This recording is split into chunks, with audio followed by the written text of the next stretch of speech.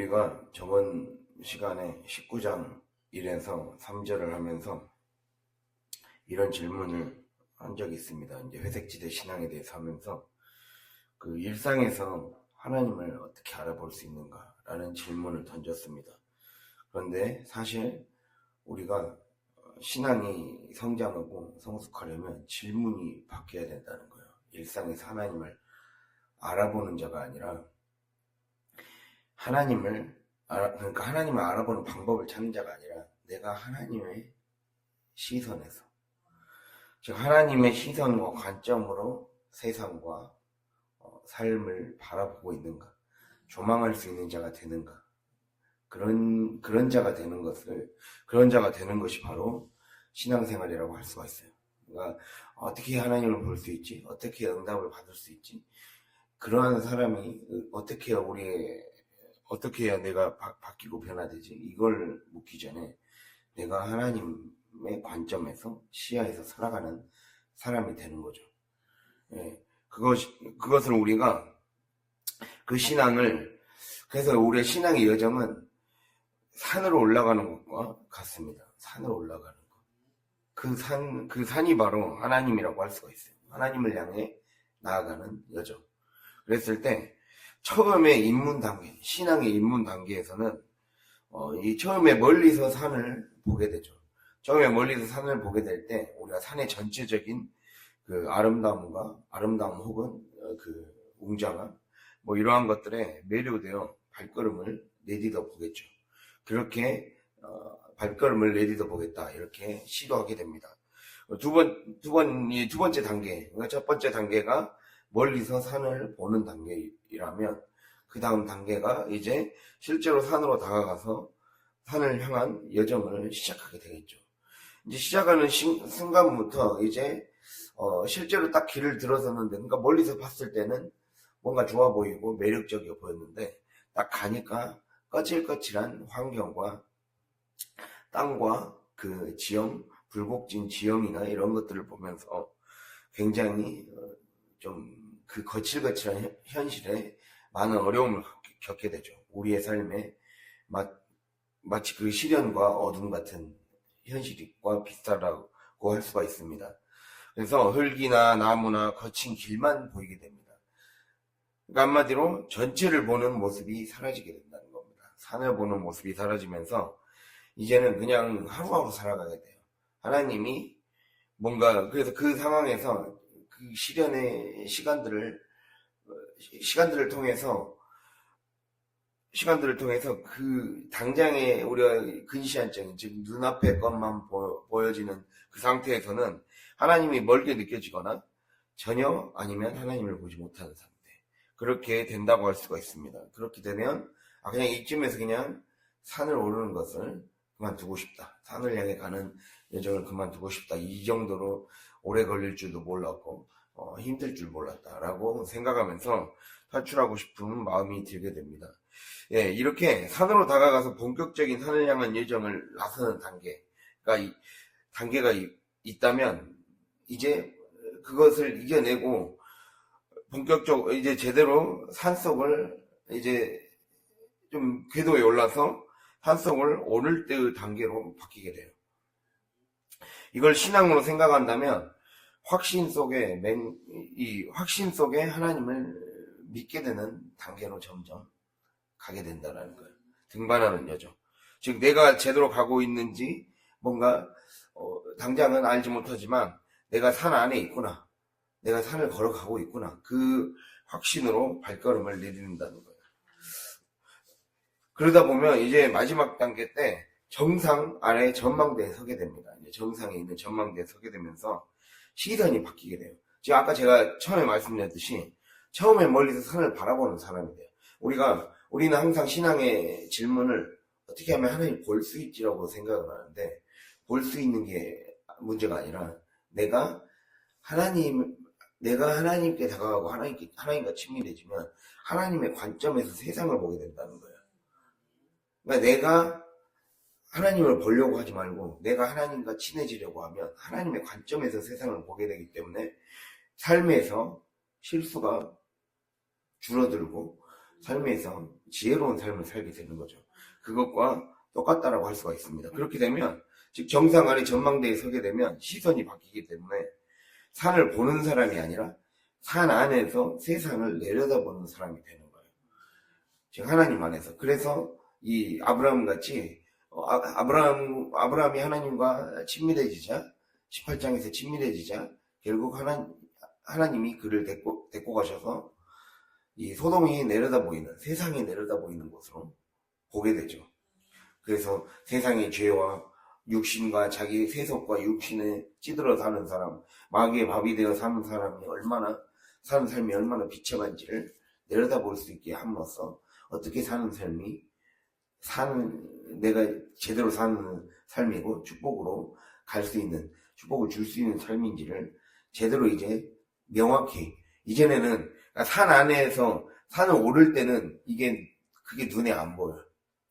조망이 안 되니까 순종을 해야 된다는 건 아는데 이 순종이 나에게 어떤 의미를 갖는지가 제대로 분별이 잘 안 되는 거죠. 그러나 이게 하나님과 더 깊이 친밀해지다 보면 보인다라는 거예요. 그것을 말씀하고 있습니다. 그래서 제가 이 말씀을 드리는 이유는 18장과 19장이 한 세트로 묶여 있는데 우리가 만약에 이제 산을 향해 나아가는 과정 가운데서 내가 어디에 머물러 있느냐, 내가 어디에 그냥 내 거처를 잡고 살고 있느냐에 따라 세 가지 유형으로 나눠진다라고 할 수가 있다라는 거예요. 오늘은 특별히 또 등장하는 인물이 바로 소돔 사람들이었어요. 소돔 사람들. 우리가 이걸 산을 오르는 여정에 비유해 보자면 아브라함은 산의 높은 곳에 거하는 사람이에요. 네, 산의 높은 곳에. 지금 높은 곳에서 하나님의 방문을 하나님이 오셨을 때 즉각적으로 환대함으로써 자신의 편안함 대신 진리를 선택해서 진리가 그 안에 채워지고 진리의 빛으로 채워져서 하나님과 친밀한 관계를 맺는 단계. 그래서 더 많은 것들을 분별하고 조망할 수 있는 그런 사람이 되었죠. 영의 사람이 되었다라고 할 수가 있습니다. 그리고 롯은 무엇입니까? 롯은 이왕 아멘 하는 거 좀 크게 하세요. 아멘 이렇게 하지 말고. 롯은 무엇입니까? 롯은 회색지대 신앙이었어요. 롯은 이제 뒤에서도 다루겠지만 소알에 거주한다 그랬어요. 소알은 평지 지역이에요. 즉 산을 가는 과정에서 이 아브라함이 산 높은 것, 즉 진리에 순종하는 그런 진리와 순종으로 대변되는 그런 단계라고 그런 그 신앙의 모습을 상징한다고 한다면 롯은 바로 타협하고 그냥 현실에 주저앉아서 안주하려는 모습, 그것을 상징한다고 할 수가 있습니다. 오늘 보면 이 롯은 천사가 방문했을 때 문을 열어주어서 그가 그래도 소돔 사람들과는 달리 문을 열어주어서 그가 심판은 면하게 되었어요. 심판은 면하게 되었지만 중요한 거는 단순히 내가 믿고 심판을 면하는 것으로만 끝나면 안 된다는 거예요. 그게 아니라 위로 올라가야 된다는 거예요. 산을 향해 올라가야 한다는 거죠. 즉 문은 열었지만 산으로 오르기를 거부하는 사람이었어요. 롯의 신앙의 특징은 그렇게 문을 열었으나 위로 올라가기를 거부했습니다. 그렇게 편안함만을 쫓아 그냥 이 자기 좋은 환경만 찾아다니는 거예요. 내가 좋은 환경이 있으면 그 좋은 환경이 나의 영적으로도 좋을 것이다. 이렇게 착각하는 거예요. 우리가 보면은 이제 창세기 13장 10절 말하면서 소돔을 처음에 롯이 선택했을 때 여호와의 동산과도 같고 애굽 땅과도 같다라고 말씀했습니다. 그래서 그러니까 롯의 눈에는 이게 여호와의 동산 같다 보였다라는 거거든요. 이 말은 롯의 눈에는 소돔이 영적으로도 풍요롭고 축복받은 곳이라고 잘못 생각했다는 거예요. 그러니까 누구에게나 다들 하나님을 추구하고자 하는, 에덴을 갈망하고자 하는 마음은 누구에게나 있어요. 그런데 우리의 욕망에는 아직 내가 산을 올라가면서 내 안에 있는 그런 것들을 빼는, 내 안에 있는 죄의 습관들을 빼는 그런 과정을 거치지 않으면 그 미성숙한, 영적인 미성숙한 자는 어떻게 보게 되냐면, 현실을 어떻게 보게 되냐면, 자기 욕망의 눈으로 축복도 생각하는 거예요. 이렇게 하는 게 축복일 것이다. 소돔 같은 땅이 축복일 것이다라고 착각하는 거예요.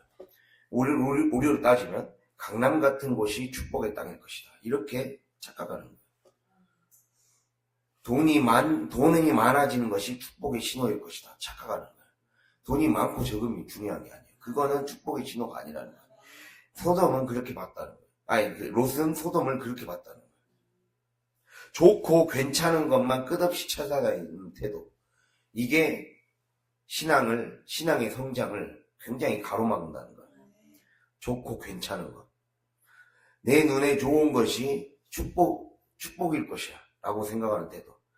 내가 원하는 기도 제목대로 되면 그것이 축복일 것이야. 라고 생각하는 그 태도를 그 때를 못 버리면 이렇게 보이는 거예요. 롯의 눈에는 여호와의 동상 같아 보이게 된다라는 거예요.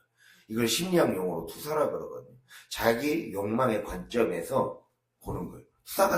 투사하는 신앙 같은 거예요. 투사라는 게 영어로 프로젝션이라 해서 우리가 이걸 빔 프로젝터라고 그러거든요. 빔 프로젝터라는 게 사물을 그냥 그대로 있는 그대로 비춰주는 그 물체 도구란 말이에요. 그러니까 내 마음에 있는 그 욕망 그대로 하나님 앞에 그걸 버리지 못한 채 그대로 기도하고 그대로 그게 곧 축복이라고 착각하는 거예요. 그게 곧 축복이고, 그리고 안 좋아지면 또 뭔가 기도가 응답되지 않으면 하나님 탓, 세상 탓, 하나님 탓, 교회 탓, 목사님 탓, 성도들 탓 이렇게 하는 거죠. 그렇게 하는 것을 투영 혹은 투사라고 그래요. 그렇게 즉 영적인 분별에 있어서 영적인 분별의 좋고 나쁨을 자기 감정, 자기 생각, 자기가 생각하는 어떤 합리적인 기준 거기로 좋고 나쁨을 판단해버리는 거예요. 선과 악을. 그 우를 범하게 된다는 거예요.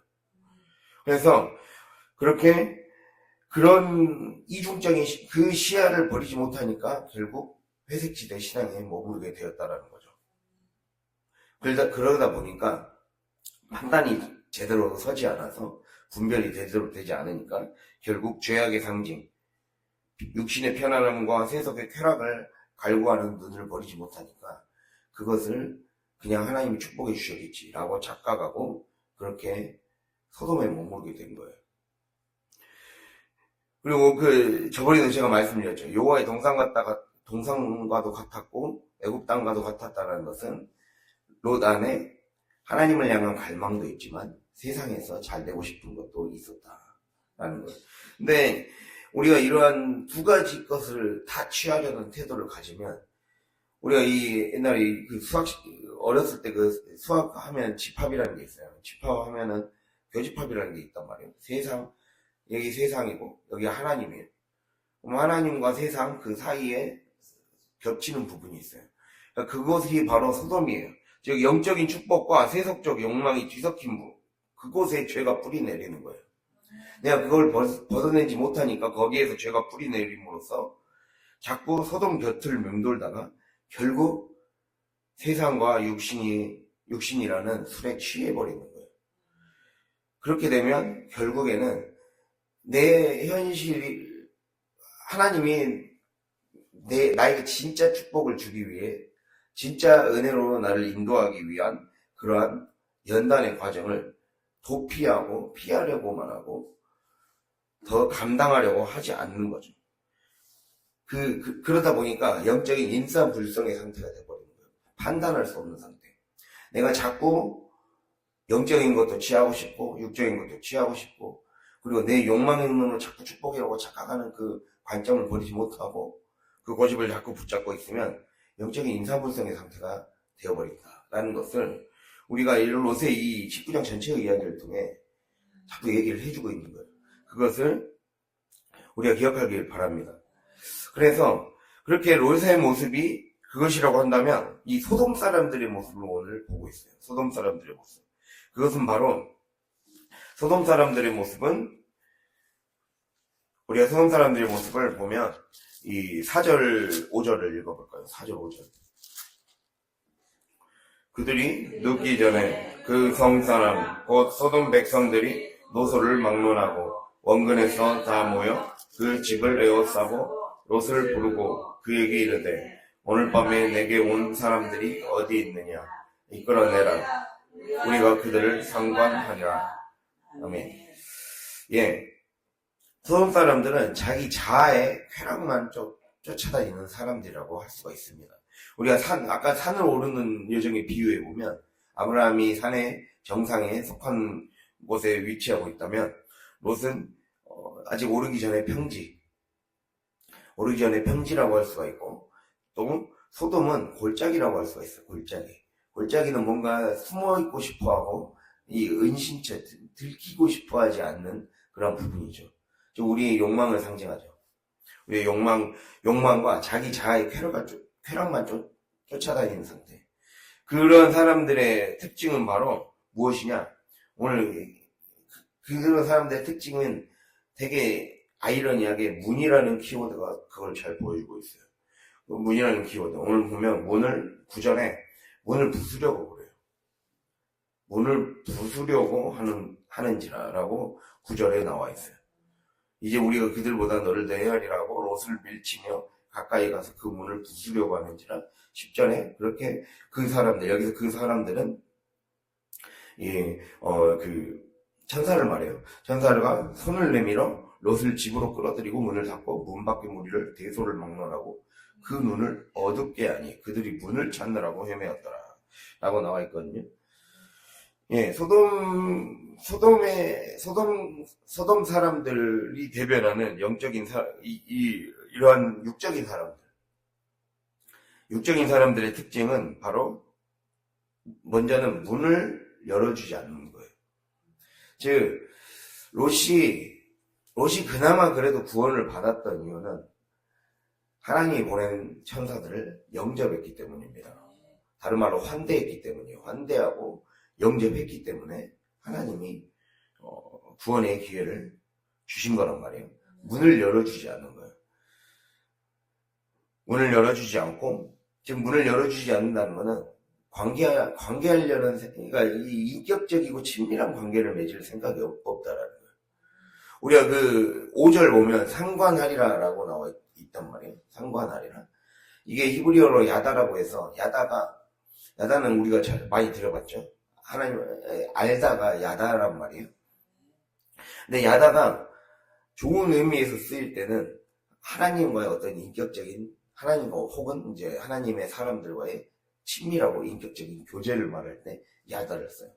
그런데 이게 부정적으로 쓰일 때는 이게 사람을 겁탈하고 강간하고 성적으로 유린할 때 이럴 때 쓰는 말이 성폭행하고 이럴 때 쓰는 말이 또 야다이기도 합니다. 부정적으로 쓰일 때. 즉 이게 부정적인 맥락이죠. 소돔의 사람들은. 근데 한마디로 긍정적인 맥락에서는 인격적이고 친밀한 사귐이지만 인격적이고 친밀한 사귐을 거부하는, 즉 마음의 문을 닫는 사람들의 특징은 사람을 내 욕망을 채워주기 위한 도구나 대상으로 여기죠. 이 말이 이해가 갑니까? 내 욕망을 채우기 위한 도구나 대상으로 여겨요. 근데 우리가 그럼 이걸 만약에 신앙의 태도로 본다고 봐봅시다. 신앙의 태도로. 이러한 신앙의 태도는 무엇이냐? 우리가 영적 상태로 우리가 말하자면, 제가 저번 시간에 잠깐 얘기해 줬는데, 소비적인 신앙이에요, 이게. 즉, 내 쾌락을, 나의 어떤 소원과, 나의 즐거움과, 나의 어떤 바람, 나의 염원, 이런 것들을 채워주기 위해서, 하나님이 오신, 하나님의 방문을 소비하려는 태도예요. 예, 소비하려는 태도. 자기 마음의 문은 닫은 채로, 자기가 원하는 것은 얻고 싶은 거죠. 지금 이거를 우리 영적인 것에 얘기해 보자면, 하나님과 친하게 지낼 생각은 없고, 복음 받고 싶은 거예요. 이것과 똑같은 거예요. 하나님과 친하게 지내고 싶고, 더 기뻐지고 싶고, 하나님이 어떠한 마음일까? 내가 어떻게 해야 하나님의 사람이 될까에는 관심이 없고, 내가 어떻게 해야 복을 받을까, 내가 어떻게 해야 이 기도가 이루어질까만 온통 마음의 초점이 그걸만 가져져 있는 상태. 그러면 마치 골짜기에 거주한 사람과 똑같아요. 우리가 골짜기에만 있으면 시야가 좁아져요. 예, 이 시야가 좁아지고 그 주변의 것들밖에 안 보여요. 주변의 것들과 자기밖에 안 보이게 돼요. 좁고 그늘지고 어두운 것이 골짜기의 특징이잖아요. 그런 것에만 거주하려고 그러니까 이게 폐쇄적이게 되는 거죠. 그런 영적인 폐쇄성을 갖게 되는 거예요. 그래서 자기의 육만 추구하는 거죠. 그래서 우리 신앙의 단계가 똑같아요. 소돔 사람들과 같은 신앙은 우리의 육이 반드시 정화되어야 된다는 거예요. 내 감각과 본능과 생존 욕구만 채우는 삶. 이 생존 욕구만 채우는 삶이 정화가 되려면 내 동물적이고 본능적인 이 감각적인 욕구가 반드시 불태워져야 돼요. 마치 그 성막의 뜰에서 제단 위에 동물을 전체를 불태우듯이 내 안에 내 감각과 내 욕구와 내 욕망, 내 주변 울타리만 챙기려는 그 이기적인 마음, 좁은 시야, 이런 것들을, 육의 삶을 살아가는 태도, 이거를 죽이는 과정은 동물을 희생시켜야 되잖아요. 내가 희생돼야 된다는 거예요. 나의 옛사람을 완전히 다 껍질을 벗겨버리고 태워버려야 된다는 것을 주님이 우리에게 말씀해 주고 있다는 겁니다. 그렇다면 롯은 무엇이겠습니까? 롯은 육과 혼이 혼재된 사람이에요. 육의 것도 취하고 싶고, 그러나 영의 것을 갈망하는 마음이 아직은 부족하고, 그러다 보니까 육과 혼이 혼재된 사람이 되는 거죠. 내면이 어지러운 사람이에요. 내면이 어지러운 사람, 즉 혼의 정화가 안 일어나는 사람이에요. 원래 보통 혼의 정화는 우리는 신앙의 과정은 육과 혼이 정화되어서 마지막에 영이 정화되는 과정이거든요. 영이 정화되는 과정은 우리의 삶이 영, 혼, 육이 완전히 하나님의 사람으로 새로워지는 과정이에요. 근데 신앙의 입문 단계에서는 내 육을 쳐서 복종시키는 시간입니다. 육을 쳐서 복종시키면서 육이 하나님의 성령에 봉사할 수 있도록, 성령의 뜻에 나를 맞추며 살 수 있도록 만들어가는 과정이에요. 근데 육만 되어서는 안 되고, 이 혼이 올바른 판단과 감정과 생각으로, 의지로 살아갈 수 있도록 만들어야 된단 말이에요. 이게 그래서 혼의 가장 중요한 기능은 기억과 이성과 의지예요. 기억과 이성과 의지. 이 기억이 감정의 부분이고, 이성과 의지. 그래서 지성, 감성, 의지. 이 세 가지 지정의의 부분들이 다시 성화되는 과정이거든요. 지정의가 성화가 돼야 돼요. 지정의가 성화가 되어야 올바른 이제 성령이 말씀하시는 바에 따라서 그거를 성령이 뜻하는 거를 혼이 제대로 분별을 하고 인식을 해서 내 삶의 육의 명령을 내려서 할 수가 있는 거예요. 이제 이 말씀을 이해가 가셨죠? 그래서 이런 것은 마치 혼의 정화는 성막에 비유하자면 성소에 들어가면 무엇이냐? 등잔대와 진설병과 분향단이 있습니다. 등잔대와 진설병과 분향단. 분향단은 기도를 상징합니다. 기도. 하나님께 드리는 기도. 기도의 향기가 늘 날마다 올라가야 된다는 것이고, 그리고 진설병은 말씀을 말하는 겁니다. 말씀. 근데 그 말씀과 기도를 우리가 꾸준히 말씀과 기도를 이 진설병과 분향단은 매일매일 하나님 앞에 올려줘야 되는 거예요. 매일 올려줘야 되는 거. 근데 매일 올려줘야 되는데 등잔대가 있는 건 무엇입니까? 그렇게 말씀과 기도를 우리가 쉬지 않고 하나님 앞에 드렸을 때 하나님이 우리에게 등잔대, 즉 진리의 빛을, 깨닫는 빛을 비춰주신다는 거예요. 그러한 것들이 회복되는 과정이에요. 육의 정화와 혼의 정화가 일어나면 우리의 삶에 결국에는 하나님이 우리의 성령의 사람이 되기 위해 이제 완전히 하나님께 내 삶을 맡기는 과정으로 진입하게 되는 거죠. 그것을 지금 얘기를 하고 있단 말이에요. 산을 오르는 과정이 지금 이 말씀을 드리는 겁니다. 그런데 우리가 반드시 이 신앙생활의 과정에서 이 산을 오르는데 내가 극복해야 될 부분들이 바로 문을 열어주는 거예요. 하나님이 우리의 삶에 노크하실 때, 하나님이 우리의 삶에 여러 가지 시련과 문제와 환경을 통해, 환경을 왜 주셨느냐? 문을 놓고 하시는 거예요. 놓고 하시는 거. 문을 열면, 문을 두드리면 내가 문을 열어줘야 돼요. 마음의 문을 열어줘서 이제 하나님과 교제하기 위한 하나님의 사인이에요. 나에게 어떤 문제를 허락하시는 것은 그 문제를 없애는 것이 목적이 아니에요. 여러분은 문제를 해결하는 걸 목적으로 착각하면 안 됩니다. 문제가 있으면 문제를 없애는 걸 목적으로 삼는 건 소비주의적인 태도라는 거예요. 내가 내 육의 힘듦을 해결하고 싶은 거예요. 그게 사실은 우리가 처음에는 그렇게 하나님을 믿고 시작하죠. 그러나 사실은 우리가 정말 더 깊이 들어가다 보면 육의 힘듦을 해결하는 것이 신앙의 목적이 아님을 깨닫게 돼요. 그게 아니라 이것이 하나님이 나와 사귀고 싶어서 나에게 보낸 사인이구나라는 것을 깨닫게 된다는 거예요. 제가 그래서 항상 사건과 환경은 말씀이라고 그랬잖아요. 말씀은 하나님이잖아요. 하나님과 사귀라는 거예요. 사건을 통해, 삶을 통해, 환경을 통해 하나님과 사귀는 법을, 가까워지는 법을 익히는 시간이라는 거죠. 그것을 우리가 기억해야 됩니다. 그러려면 문을 열어줘야 돼요. 지금 나그네의 모습을 하고 천사가 왔잖아요. 나그네의 모습을 하고 왔다는 건 생전 보지도 못한 사람, 생전 보지도 못한 환경, 나에게 익숙하지 못하고, 그리고 뭔가 좀 달갑지 않은 환경, 상황, 사건, 이런 걸로 온단 말이에요. 달갑지 않은 사건과 환경.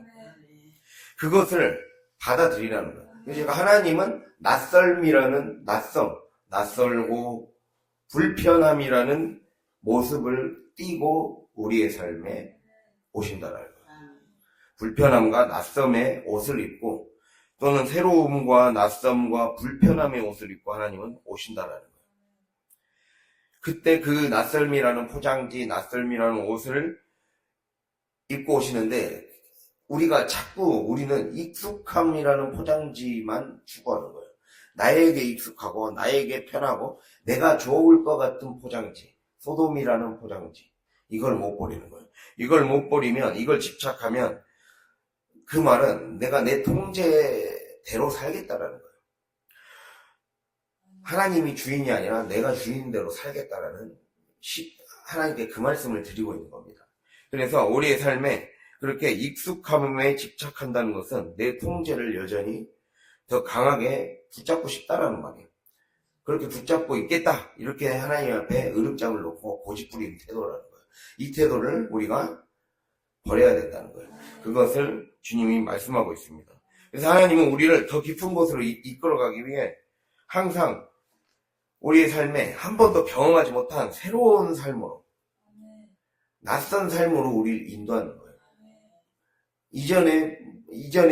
그래서 하나님의 이 시편에 보면 주의 인자는 끝이 없고 아침마다 새롭고 늘 새롭다고 그랬어요. 하나님은 우리의 삶을 향한 놀라운 계획이 아침마다 새롭고 늘 새로운 거예요. 근데 우리는 우리에게 편한 길을 선택하려고 한다는 거예요.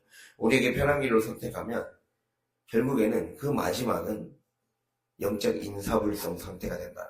이거를 반드시 기억하길 바랍니다. 아무것도 남는 게 없고, 결국에는 우리가 롯의 결말을 알잖아요. 롯 말고는 제대로 구원의 임자가 그 가족에 한 명도 없었어요. 이게 얼마나 비참한 최후입니까? 이걸 우리가 잘 봐야 돼요. 그래서 하나님은 계속해서 우리의 삶에 산을 오르게 하시고, 영적인 산의 여정을 오르게 하시고, 그리고 그 과정 가운데서 맞닥뜨리는 불편한 장애물, 낯선 지형지물을 접하게 하신다는 거예요. 낯선 지형과 낯선 장애물과 낯설고 새로운 어떤 새로운 환경을 접하게 하신다는 거죠. 그러나 그것이 바로 하나님이 나와 함께하자는 사인이라는 걸 기억하길 바랍니다. 우리의 관점을 바꿔야 돼요. 하나님 이 문제를 해결해서 없어지게 해주세요가 아니라, 하나님 이 환경이라는 포장지 안에 도대체 무슨 말씀을, 나와 무슨 교제를 나누고 싶으셔서 이 환경을 허락하셨습니까? 이러한 태도가 있어야 돼요. 그래야 우리가 살아납니다. 이게 모든 말씀을 대하는 태도예요. 그래서 고린도 후서 3장을 보면 문자는, 그러니까 그 율법은 죽이는 것이요 영은 살리는 것이요. 여기서 율법은 문자를 말하는 거예요. 이 우리가 겉으로 보여지는 표면, 문자라는 건 표면을 말하는 거예요. 내 주변에 보여지는 나에게 다가온 표면만 보지 말라는 거예요. 반드시, 그러니까 이렇게 생각하면 좋습니다. 나에게 낯섦과 불편함과 새로움이라는 환경, 뭔가 꺼려지는 내 감정적으로는 언능 나서지지 않고 자꾸 안주하려고 싶은 마음만 더 들게 만드는 환경. 그 껍질을 벗겨보면 영이신 하나님이 있다라는 거예요. 우리가 이것을 기억해야 돼요. 영이신 하나님은 사실 거기 있었어요. 내가 택하고 싶은 소돔에는 없었다라는 거예요. 이 사실을 빨리 인정을 하고 깨달아야 됩니다. 그것을 주님이 말씀하고 있습니다. 우리가 이 말씀을 꼭 마음에 새길 수 있기를 바랍니다. 그래서 문을 열어 하나님을 초대해야 돼. 그래서 문을 열지 않으면 결국에는 무질서와 혼돈과 파멸의 불이 그 자리를 채우게 된다는 거예요. 그래서 우리가 이걸 이제 마지막으로 기도에 우리가 적용을 해보자면, 기도의 궁극적인 목적은 무엇이겠습니까? 기도의 궁극적인 목적은 내 자아가 커지는 게 아니에요. 이 말을 잘 들어봐야 돼요. 내 자아가 커진다는 거는 내가 원하는 목록들로, 만약에 내가 기도를 했어요. 뭐 알라딘의 이호술레부처럼 말하는 대로 막 다 들어준다 해봐요. 말하는 대로 다 들어줘서 만약에 기도가 내가 원하는 방식대로 돼버린다면, 지금 원래는 내가 원하는 방식대로 되지 않는 것이 사실 축복이에요. 기도는 내가 원하지 않는 방식대로 되는 게 축복이에요.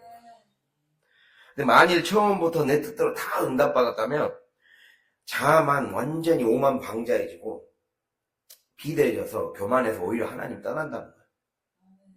100% 하나님 떠나게 되어 있습니다. 자기 자신이 변하지 않는 상태에서 기도만 응답된다고 생각해 보십시오. 절대 하나님은 인간의 인기적인 마음과 손해보기 싫어하는 인간의 속성 자체가 하나님을 떠나게 되어 있다는 거예요. 그렇기 때문에 기도의 궁극적인 목적은 내 자아가 커지는 게 아니라 하나님이 커지는 거예요. 내 안에 하나님이 커지도록 길을 내어드리는 거예요. 나를 자꾸 비우는 거예요. 그래서 기도는 나를 비우라고 있는 자리예요. 그래서 그렇게 하나님 보시기에 좋은 게 진짜 좋은 것이다. 하나님은 구하는 자에게 좋은 것으로 주고 있다 했어요. 구하는 자가 원하는 것을 주는 게 아니라 구하는 자에게 좋은 것을 주겠다 했어요. 마태복음 7장 7절에서 9절. 구하라 그리하면 주실 것이요, 찾으라 그리하면 찾을 것이요, 문을 두드리라 그리하면 너희에게 열릴 것이니 하면서 너희에게 좋은 것으로 주시겠다. 이 좋은 것, 우리 이 좋은 것의 기준을 바꾸라는 거예요. 내가 원하는 것을 따라가면 그 결과는 소돔이라는 거예요. 반드시 이걸 기억하며 하나님이 보시기에 좋은 것이 내 생명을 살리는 것이고 가문까지 교회까지 살게 하시는 것이다. 이것을 반드시 기억할 수 있길 바랍니다. 그래서 우리가 스스로에게 늘 질문해 봐야 돼요. 내 기도를 통해 들어오시는 하나님이 낯설게 우리를 자극할 거예요. 즉 나에게 이것만은 하지 않았으면 하는 순종의 리스트를 하나님은 딱 단계마다 배치해 놓고 드시다가 딱 말씀을 하실 거예요. 이게 나에게 너무 낯설고 불편하고 힘들어요. 막 내 감정이 너무 힘들다는 거죠. 그 낯설음을 자꾸 피하고 그냥 내가 이미 정해준 쾌락, 소돔의 방식만을 고집하면서 문을 닫고 살아갈 것인가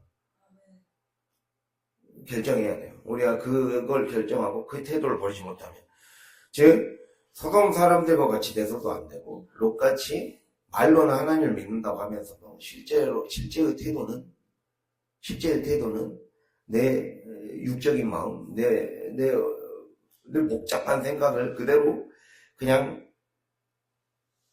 그냥 내 욕망으로 가득 찬 온통 그 생각으로 이 모든 기도를 드리는 이 태도, 이거를 버리지 못하면 결국에는 그 결과를 자기가 책임져야 된다는 거죠. 우리가 그래서 기억해야 됩니다. 이 기도, 그래서 기도의 겉모습, 아까 문을 부수려고 했잖아요.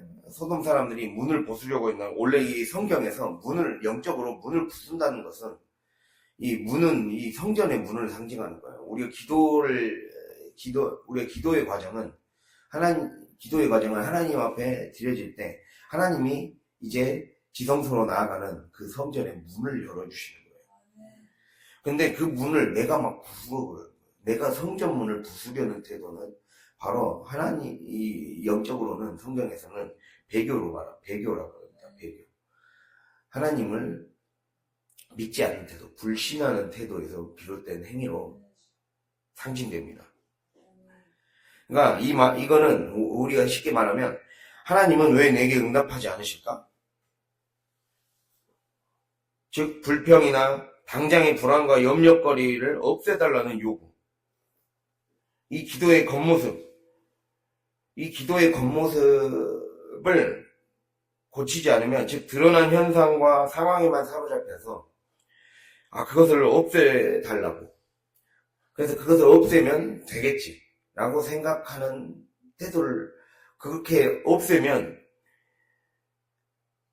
다 끝나는 게 아니라는 거예요. 없앴다고 그게 끝나지는 게 아니라는 거예요. 그게 아니라 우리가 수면 아래, 즉 기도에 숨겨진 본질이 있어요. 기도의 겉모습은 하나님은 왜 내게 응답하지 않으십니까?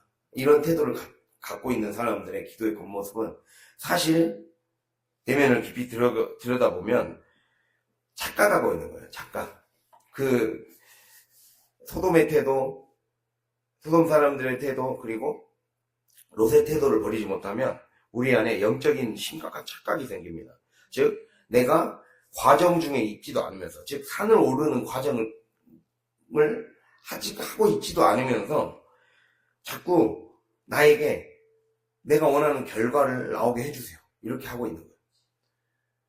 그것이 숨겨 있는 거예요. 이러한 착각을 하고 있는 거예요. 나 열심히 기도회를 나와서 기도를 하고 있어요. 그래서 기도회를 참석하고 있어요. 일종의 경건의 모양이죠, 그게. 롯도 경건의 모양이 있었어요. 어렸을 때부터 신앙에 습관이 되어 있었고, 그래서 그 습관이 자기에게 천사를 영접하고 환대하는 모습으로 나타났어요. 그런데 중요한 건 그 이후의 단계가 전혀 없었다는 거예요. 산을 안 올랐다는 거죠. 그냥 평지에만 주저앉아서 자기의 편하기를 선택했다는 거예요. 즉 신앙은 내가 기도회를 나와서 기도했다고 해서 다가 아니라, 기도를 통해, 기도와 말씀을 통해 깨닫게 하신 것, 하나님이 요구하신 것을 삶에서 걸어가야 돼요. 산을 올라가야 돼요. 내가 그 과정 중에 있지도 않으면서 결과만 나오기를 요구하는 거, 착각하고 있는 거예요. 그래서 예배를 드리고 있다고, 내가 기도회를 참석하고 있다고, 내가 기도를 열심히 드렸다고 내 신앙이 성장했을 것이라는 착각을 버려야 된다. 내가 올라가고 있어야 그게 성장하는 거지. 그래서 그 마음을 버리지 못하면 자꾸 내가 그게 준비되지 않는 거예요, 그거는. 그냥 기도는 다시 나를 정리하는 시간이지, 실은 내 삶에 가서 순정의 발걸음을 내딛어서 순정의 산을 올라가야 되는 거예요. 이 착각들을 많이 해. 기도 많이 하면 뭐가 되겠지. 그게 아니라는 거예요. 준비하는, 그 준비를 잘하기 위한 정리 작업이죠, 기도는. 그렇게 하면서 이제 나를 준비시켜야 돼요. 즉 우리가 이렇게 해서 하나님이 만약에 기도의 응답이 안 돼버리면, 이렇게 내가 준비되지 않는 것은 모른 채 이렇게 착각하다가 아까 말씀드렸듯이 투사해버리는 거예요. 내가 준비되지 않았으면서 그거를 교회 탓, 목사님 탓, 하나님 탓, 성도들 탓, 남 탓으로 돌리면서, 환경 탓으로 돌리면서 결국엔 또 주저앉는 것, 그냥 그 자리에 주저앉아 있는 것을 또 합리화시키는 거죠. 그 사람은 애초부터 그 이기적인 신앙의 태도, 자기중심적인 소비주의적인 신앙의 태도를 애초부터 버릴 생각이 없는 채로 신앙의 모습, 경건의 모양만 고집한 채로 신앙생활을 했다는 거예요. 이해가 됐습니까? 이 말씀이 잘 이해가 될 수 있길 바랍니다. 나에게 적용이 될 수 있길 바랍니다. 우리가 신앙생활 아무리 횟수로 많이 하고 기도에 많이 참석하고 예배 빠짐없이 하고 뭔가 새벽기도도 하고 그랬다고 해서 신앙이 성장하는 게 아니라 내가 삶에서 걸어가는 거, 올라가는 거, 그게 제일 준비된 자예요. 그 준비된 자에게 하나님의 진짜 응답이 들려진다는 거예요. 진짜 응답이 임하고 하나님의 영이 충만하게 임재하는 자의 삶으로 변화된다는 것을 기억하시길 바랍니다. 그래서 이걸 버리지 못하면 내 육의 욕구만 표출하는 사람으로 끝나는 거예요. 즉 기도를 자기 욕망과 불안의 해소를 위한 도구로만 이용하려는 거예요. 이게 문을 부수려는 태도예요. 억지로라도 내 기도 응답시키고 싶은 거죠. 억지로라도 하나님에게 내 뜻을 관철시키고 싶은 거예요. 이렇게 응답하셔야만 하는 이유를 하나님을 자꾸 설득하려는 거죠. 하나님도 교회를 자기 식대로 설득하고 자기 식대로 교회를 이끌어가고 싶어하고 막 그런 태도, 듣지 않으려는 태도. 하나님이 설교를 통해 목사님을 통해 삶을 통해 계속해서 말씀하시는데 그래서 움직이길 원하시는데 자기는 안 움직이면서 기도만 한다고 되는 태도를 바꿔야 된다는 거예요. 이게 문을 부수는 태도예요. 문은 하나님이 우리의 삶에 열어주셔야 돼요. 하나님이 열어주셔서 그래야 하나님이 열어주셔야 하나님이 임재하셔서 우리의 삶에 문을 열어주셔야 내가 거기로 성소로 깊이 들어갈 수 있다는 것을 기억할 수 있길 바랍니다. 그렇게 되다 보니까 그렇게 자꾸 문을 부수려는 태도를 내 뜻대로 내 유의 욕망 혼적인 사람의 태도대로 그냥 혼재된 채로 그렇게 살려고 하다 보니까 그 끝에 결말이 11절 눈이 어두워져 버리는 거예요.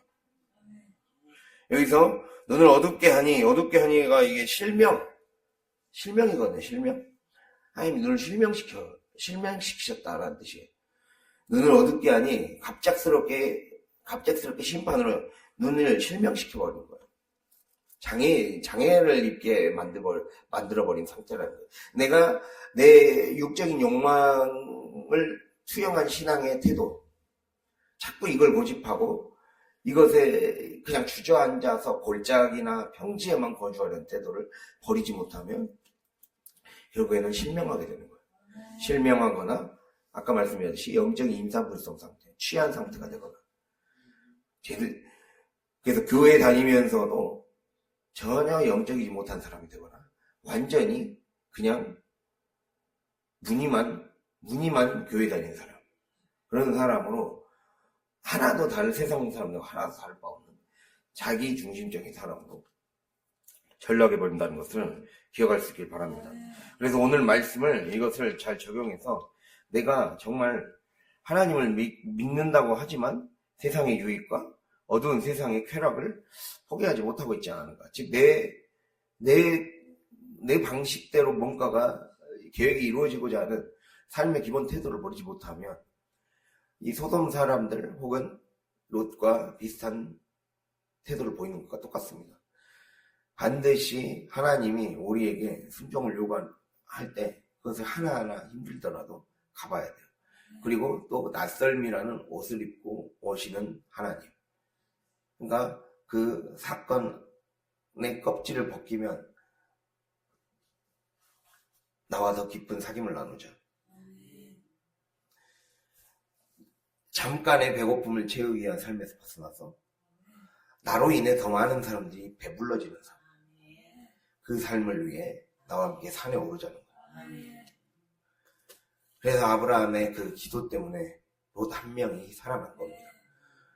그래서 신약성경에 그래도 의로운 롯이라고 기록된 거예요. 그 심령이 상했을지라도 그래도 의로운 롯이 됐다는 거예요. 제가 지난 시간에 말씀드렸잖아요. 상한 심령 안에서의 의로움이었다고. 롯은 부끄러운 구원이었다는 뜻입니다. 네. 부끄러운 구원이지만 하나님이 불쌍히 여기셔서 의인으로 구원해 주셨다는 의미입니다. 우리가 이러한 자가 되지 않기 위해 우리가 어떻게 어떤 태도를 취해야 되는가, 우리 오늘 말씀을 잘 들은 것이 삶에 적용되어서 변화되고 성숙되는 그런 저 여러분이 되시길 간절히 바랍니다. 기도하겠습니다.